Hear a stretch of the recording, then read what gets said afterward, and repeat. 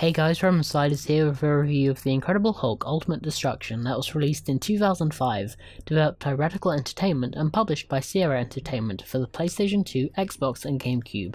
Unlike 2003's Hulk, which Radical also developed, Ultimate Destruction is based on the Incredible Hulk comic book series, using the source material to create an original story which sees Bruce Banner drawn from his seclusion to stop the military who wish to use the Hulk's power for their own gain.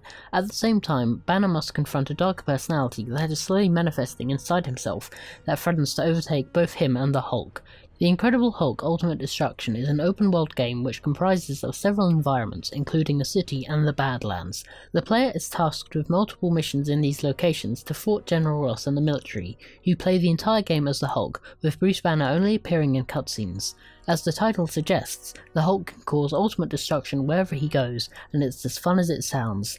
As the Hulk, you can run across any surface, climb any wall, and travel through each area with huge gravity-defying leaps. The environment is fully destructible, and it's amazing to see the amount of carnage you can leave while rampaging through the city. Aside from punches and kicks, the Hulk can use vehicles as makeshift weapons, like ripping a car in half and using it as boxing gloves, or picking up buses and throwing them through the air, or even elbow dropping a tank. As you are attacked, a rage meter slowly builds, and when it is at critical mass, you are able to perform several devastating attacks, such as the Atomic Slam and the Thunderclap, which ruins everything in the surrounding area. However, you simply cannot just run around causing destruction everywhere you go, as the more chaos is caused, the appropriate military force is dispatched, starting from local law enforcement to tanks and helicopters firing missiles that try to blow you away.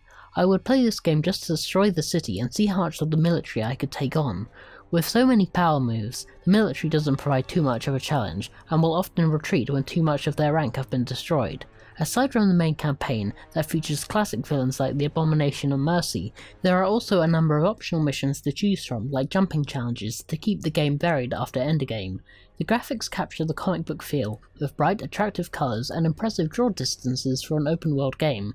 The Hulk himself is well detailed, and even enemy grunts look the part. Having a completely destructible environment is incredible, no pun intended, and being able to use any object at your disposal from lighting poles to swinging tanks around gives you an intoxicating feel of power. Boss fights are well realised and more than provide a challenge for the Hulk. One fight that comes to mind is the General Ross Hulkbuster boss, when you have to be on your toes at all times if you think you're going to stand a chance against him. When I finished, just about the entire city was destroyed. The soundtrack was composed by Bill Brown and goes for a menacing ambient mood that doesn't get in the way of the action, but does its job, while the sound effects such as stomping and crashing gives you a rush and makes you feel like you are the Incredible Hulk, leaving chaos in your wake. Ultimate Destruction features a strong voice cast, including Ron Perlman and Neil McDonough, who reprises his role as Bruce Banner from the 90s cartoon series, which I thought was a nice touch. Although this is a great title, there are a couple of issues I couldn't let slide. The missions pretty much all feel the same, where you have to break into a military installation, level it, then escape.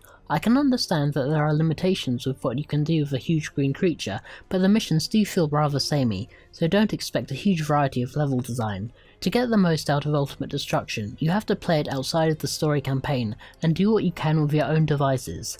Another issue is the lack of environments. There are really only two places you can go, the city and the Badlands. There is a church which acts as a hub area, but you can really only go to those two locations. You can visit these places at different times of the day, with different weather effects, but that isn't enough to change the fact that you're just revisiting the same locations again and again. When compared with other open world games like the Grand Theft Auto series, the environments do seem rather small in comparison.